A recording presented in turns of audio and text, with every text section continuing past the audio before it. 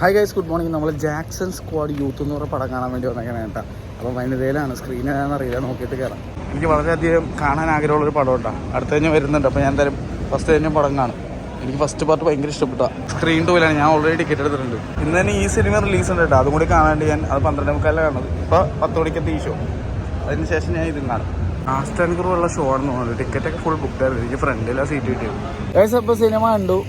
അഭിപ്രായം എങ്ങനെയുണ്ടെന്ന് ചോദിക്കണേ മുന്നേ പറയണേ മുന്നേ എനിക്ക് ഭയങ്കര പ്രഡിക്റ്റബിൾ ആയിരുന്നു സിനിമ കേട്ടോ. കാരണം സിനിമ തുടങ്ങിയ ഒരു സർട്ടൻ ഒരു ക്യാരക്ടർ വന്നപ്പോൾ തൊട്ട് ഞാൻ ഓൾറെഡി സൈഡിൽ നിന്ന് ഗോപനോട് ഞാൻ പറഞ്ഞിട്ടാ, എടാ ഇതാണ് സംഭവം, ഇയാൾ ഇന്ന ആളാണ്, ഈ പറഞ്ഞ ആളല്ല എന്നൊക്കെ. അതുകൊണ്ട് എനിക്ക് ഭയങ്കര പ്രഡിക്റ്റബിൾ ആയിരുന്നു. ഞാൻ ലാസ്റ്റ് ആയപ്പോഴേക്ക് ഞാൻ നോക്കി സംഭവമല്ലേ നല്ല സീനായിരുന്നു. കാരണം കട്ട പ്രഡിക്റ്റബിൾ ആയിരുന്നു എനിക്ക് സിനിമ. അതാണ് എനിക്കൊരു പോരായ്മയായിട്ട് എനിക്ക് തോന്നിയ സംഭവം. പിന്നെ ഒരു കാര്യം, ഭയങ്കര ഡ്രാഗാണ് മൂവി. എനിക്ക് ഫസ്റ്റ് ഹാഫൊക്കെ ശരിക്കും പറഞ്ഞാൽ ബോറടിച്ച് കുറച്ച് കഴിഞ്ഞപ്പോഴേക്കും.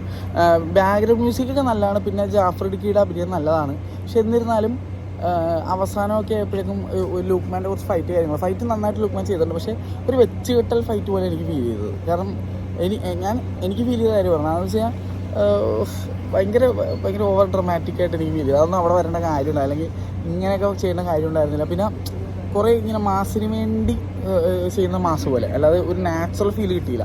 അതേസമയം നമ്മുടെ ഫസ്റ്റ് ഹാഫ് തീർന്നപ്പോഴേക്കും ഇൻ്റർവൽ പഞ്ച് എനിക്ക് ഇഷ്ടപ്പെട്ടായിരുന്നു കേട്ടോ. അത് നൈസ് തന്നെയായിരുന്നു.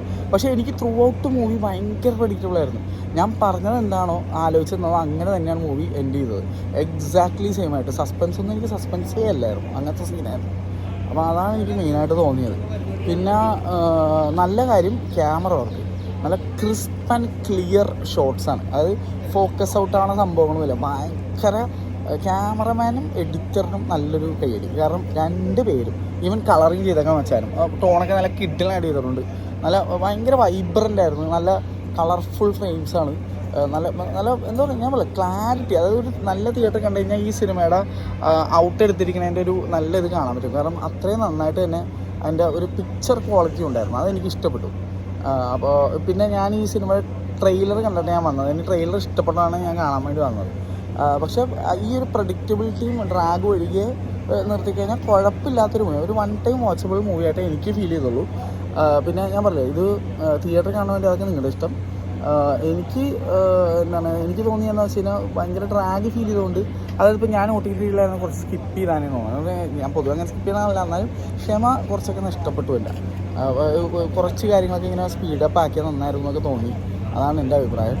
അപ്പോൾ ഇത്ര എനിക്ക് പറയാനുള്ളൂ. വേറെ ഒന്നും എനിക്ക് തോന്നിയില്ല. കാരണം ഒരു ജസ്റ്റ് 1 ടൈം വാച്ചബിൾ ആയിട്ടുള്ള ഒരു മൂവി. അതിഗംഭീരമെന്ന് അങ്ങനെയൊന്നും പറയാൻ എനിക്ക് തോന്നുന്നില്ല. പിക്ചറൈസേഷൻ നൈസാണ്. മറ്റൊരു കാര്യം എനിക്ക് തോന്നിയെന്ന് വെച്ച് കഴിഞ്ഞാൽ ഇതിനകത്ത് കുറേ ഇമോഷണലി ഭയങ്കര കണക്ട് ചെയ്യാൻ ശ്രമിപ്പിക്കുന്ന രീതിയിലുള്ള കുറേ സീനുകളുണ്ടായിരുന്നു. പക്ഷേ എനിക്ക് ഇമോഷണലി അത് ഒട്ടും കണക്റ്റ് ആയില്ല. ഇവർ ഭയങ്കര ശോകം സീനായിട്ട് കാണിക്കുന്ന കുറച്ച് സീക്വൻസസ് ഉണ്ട്. പക്ഷേ എന്നെ അത് ഇമോഷണലി മൂവ് ചെയ്തൊന്നുമില്ല. അതുകൊണ്ട് എടുത്തു പറയാം. അപ്പോൾ എന്തായാലും വേറെ ഒരു സിനിമ എനിക്ക് 12:45 അത് കണ്ടിട്ട് ഞാൻ അഭിപ്രായം പറയാം. എന്തായാലും മൂവി അഭിപ്രായങ്ങളൊക്കെ നിങ്ങൾക്ക് അറിയാമല്ലോ, പ്ലേലിസ്റ്റ് ആയിട്ടുണ്ടാവും, എടുത്തു നോക്കാം.